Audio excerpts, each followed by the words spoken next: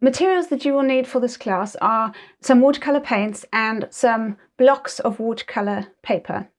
The watercolor paints that I use are these Kuretake Gansai Tambi paints. I love having all the colors ready to use. I also use some White Nights watercolors, which are these, and also Holbein watercolors are fantastic, really good quality and highly pigmented. The tube watercolors I squeeze into palettes like this and allow the paints to cure, which means dry.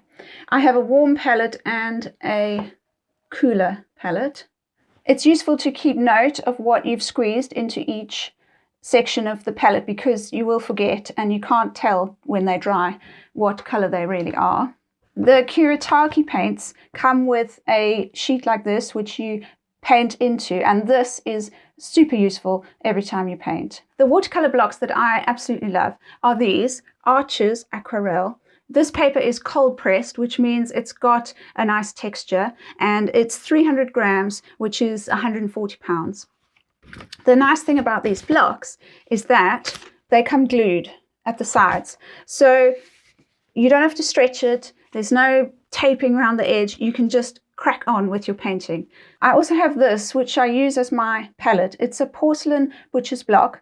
You can get it from Jackson's Art, and it's beautiful to work with because it's smooth, it shows the colors perfectly, and it's really easy to clean. For brushes, my most used brush is this one. It's a Scepter Gold, and this is a size 14.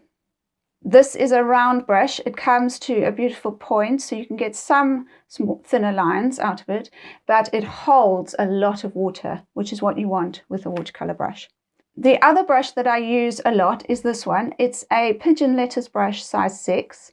I also sometimes use this. It's a Scepter Gold round brush, and it's a size 10. And then occasionally, when you want really thin lines, you might want a rigger brush, which is this. It's really long and thin, and you get these beautiful, very fine lines for detail.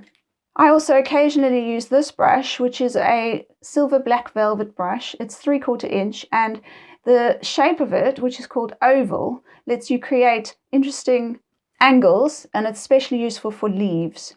With these big brushes, when I store them, I always wet them, get them to a nice point, and put them back in the plastic, and that keeps them from splaying their bristles out.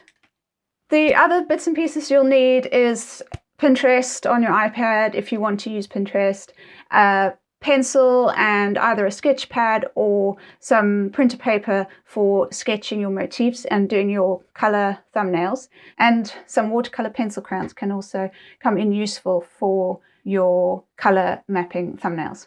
These are the watercolor pencils that I use. They're nothing special, WH Smith, and just have a nice range of colors. If you don't have watercolor pencil crayons, don't worry. Just use anything you've got. The color mapping is very quick, very simple, so any old pencil crayons will be fine. In the next video, we will start gathering our motifs. I'll see you there.